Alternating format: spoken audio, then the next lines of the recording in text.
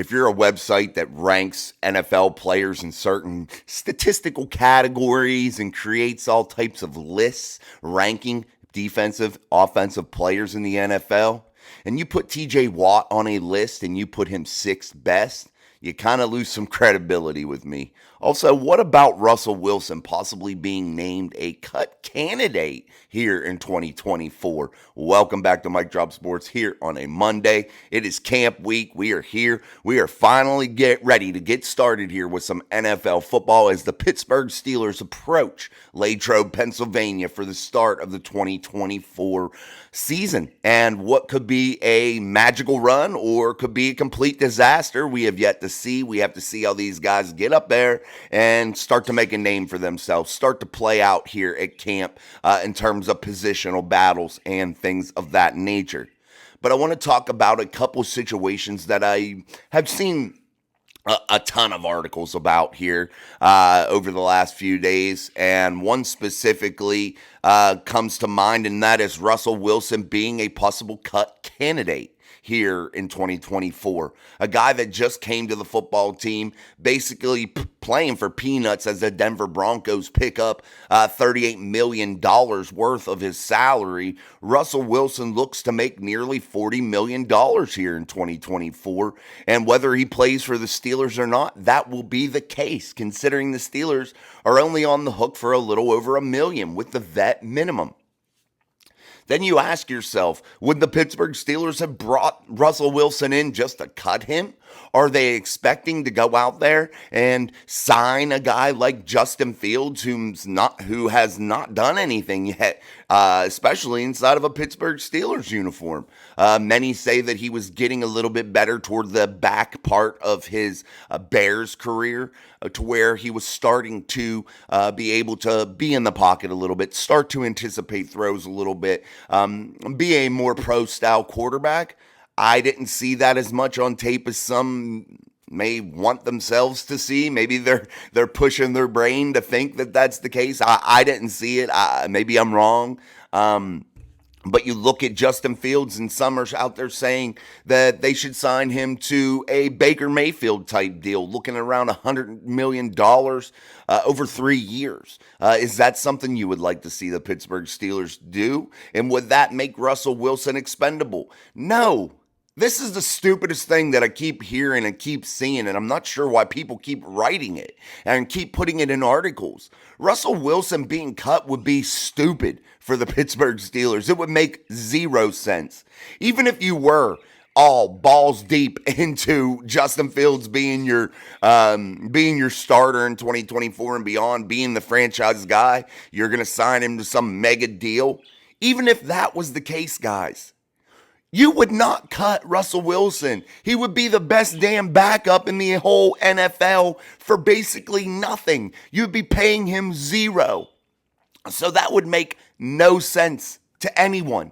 Not the fans, not the franchise, not to anyone. And I don't know why it's even being wrote. And I believe it's just for clicks. People are just writing it to get clickbait out there, to make people think like, why would this even be going on? What's the situation here? Am I missing something? No, you're not missing anything. So don't even click on it, because the Pittsburgh Steelers in no world right now, no reality would be cutting him. It doesn't make sense. It does not make sense, and I can't even find the words to articulate how stupid of a statement it is to say that Russell Wilson would be cut. Why would you cut a veteran quarterback that's won Super Bowls, that you're paying nothing for? Well, won a Super Bowl, played in Super Bowls, that you've paid nothing for, to have on your roster? Why? Why would you cut him? I just don't understand it. I don't see the logic. If any of you see the logic in maybe cutting Russell Wilson and what that would bring and what upside that would provide the Pittsburgh Steelers here in 2024, please do share that with me, because I can't see it. in no way, shape, or form doesn't make any type of sense, no matter how I break it down or try to think about it or try to put it in different situations. It does not make sense to me, and I can't figure it out. But Russell Wilson, guys, I think it's safe to say he will be your starter to kick off the 2024 campaign, and I don't think that he would ever be cut by the Pittsburgh Steelers, and I think those stories are just clickbait, in my opinion. Now, I may be wrong, and if I am, please let me know. Put it in the comments. Sound off in the comments of why you would think that it would be best for the Steelers to go ahead and cut Russell Wilson. Yeah, I just don't see it working. Let's dive into the other topic that I've seen many people report on. I've seen many articles out there talking about it so far, and it seems to be fairly new, and that is Pro Football Focus putting out there TJ Watt as the 6th best, I believe, edge rusher, defensive front defender. What in the world? What kind of planet do you live on when you put TJ Watt in the 6th spot? I know there's some talented guys out there, and no doubt do I admire their talent. But when you put a Myles Garrett at the top of that list, and you put a TJ Watt at the 6th spot, I think you are completely blind. I don't think that you watch football. I really don't. And I'm not saying anything. I'm not dogging Myles Garrett, man. But no way, shape, or form should these people be propping him up as the number 1 pass rusher in the NFL. When you look at which player means the most to their football team, we'll say it. It's TJ Watt, hands down. When you look at splash plays and you look at those things that, are done throughout the course of a season that mean oh so much, TJ Watt's name just rings out to you, and stands out to you. No matter what the situation, no matter how many double teams you put on TJ Watt, no matter how many times you choke slam him to the ground and you're holding him and he doesn't get a call, he is still able to overcome those things and make a tremendous amount of splash plays. He is an absolute slam dunk Hall of Famer in my book already. He already is a guy that offensive tackles fear. They know who the best is. And I'm sure if you were able to go out there and poll every right and left tackle in the NFL and ask them who they despise going against the most, I would say that the general consensus across the board would be TJ Watt. I would say that pretty comfortably, that would be the overwhelming, resounding answer by many of the tackles in the NFL. And not only does TJ Watt provide that pass rush that is absolutely insane and rips off sacks at an enormous clip, leading the NFL year in, year out in that category.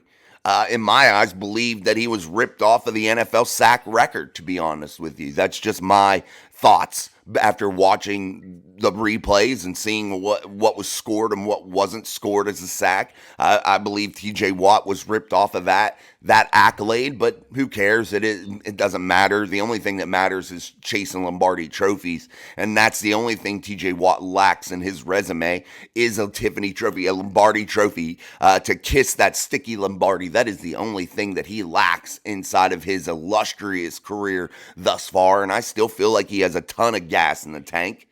But again, when you look at TJ Watt, not only can he do those things as a pass rusher, he has excellent ability, excellent sense and smarts to go out there and intercept footballs, create those types of plays, create fumbles, do things that just aren't in the pass rush category. He's not just a one-trick pony.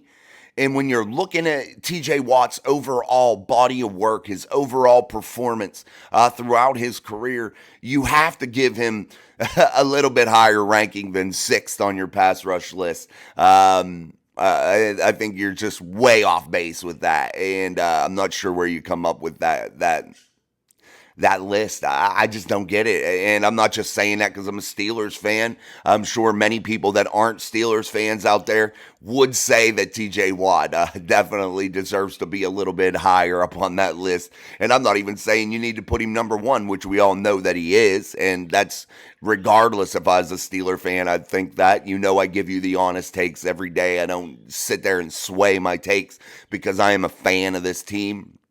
I give you the honest answers. If somebody sucks, I tell you they suck. If, we're not living in reality, I say we're not living in reality with some of these players. But guys, TJ Watt deserves better, deserves a little bit more in terms of the accolade department. And I don't care about these Pro Football Focus lists. I've heard many other media personalities out there say that they're kind of done with that. And if you've listened to my show, you know I've never admired their work. I've never taken their work really into, true consideration whenever I'm weighing out my decisions on certain positional groups. I don't look at their stuff ever. I think that they are a little off base with a lot of the things that they put out there, and I don't support it, and I've never have. So this isn't new to me. It's just another example of why you shouldn't support that in terms of what they bring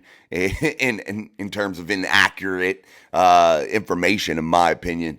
I definitely think that they are swayed by some stupid statistics that they put in there or put into their equations to determine these lists and determine some of the statistics that they put out there.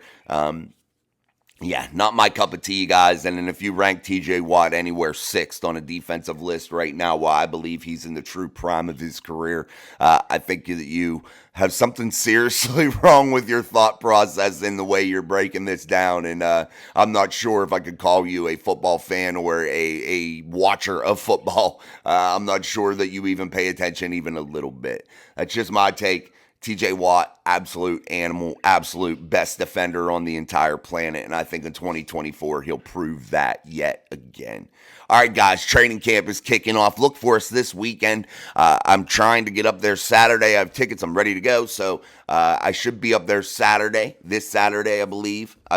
If my dates are right. You know how I am with dates. So I believe that I should be up there this Saturday, hopefully, for the practice. If you see me, see us up there, definitely stop, say hello, talk to us. And I'd like to put some of you on the channel by asking you some questions. So definitely holler at us then, so we can make some cool shit up there. And I should be able to do some live reports from up there, all that kind of stuff. So we'll make it work and we'll make it cool. So until next time, until tonight for 8 p.m. or about 8:15, guys. Give me until 8:15 p.m. Eastern Standard Time. We'll kick off our daily live stream with Steel City Live here on a Monday and dive into training camp week and what should be a massive week of Steelers news. And if you love the Steelers, love the NFL in general, it is time to get hyped because things are about to get rolling and things are about to get really, really interesting. So until tonight, I'm Jason. This is Mike Drop Sports. Peace.